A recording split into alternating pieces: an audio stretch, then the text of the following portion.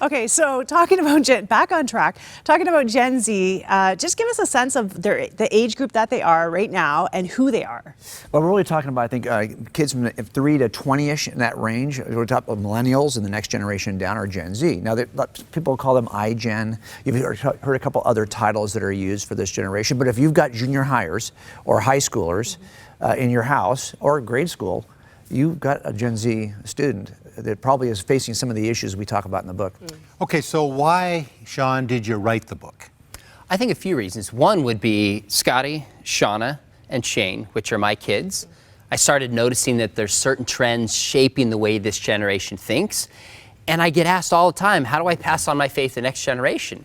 And I kind of thought, gosh, if I can do research and figure this out with my own kids, I think other people would be interested in figuring this out as well. Yeah, when my kids were growing up, I kind of grew up with them in the church, serving in the church as the children's minister, then as a youth pastor.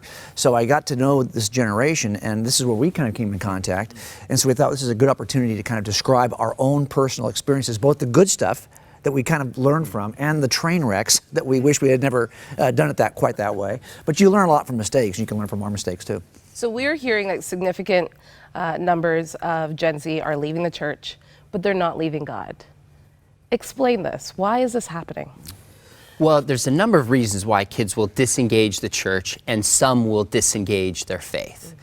And it's important to distinguish between those who used to identify as Christians and those who are genuinely leaving the faith and the church. So you go back a generation or two, and it was popular to just say, oh, I'm a Christian.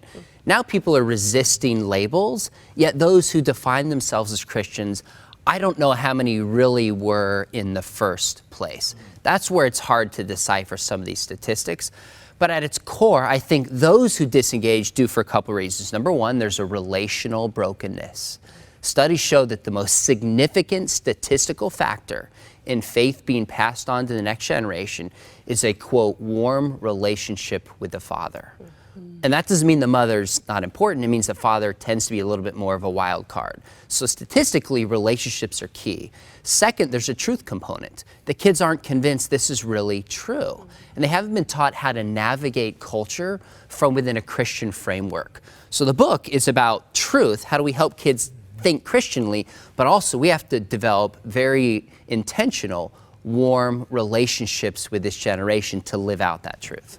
You think about the rise of fake news as well, and how that, they've been told that you don't know if something's true or not. How do I discern that? Is part of this teaching them how to discern what's true? Yeah, interestingly, if you poll this generation, you'll find that the level of distrust, you would think with all the access to information we have, this might be the most informed, educated, and it probably is. But the level of distrust is also very high, right? Because if you think about it, the sources we have for information all look equally legitimate. The question then becomes, well, can I trust this authority at all? This is why this idea of relationship and truth is so important, because it comes down to, number one, as parents, we should have a good relationship with our kids, but we may not be considered a source of truth on difficult questions that kids have about their faith.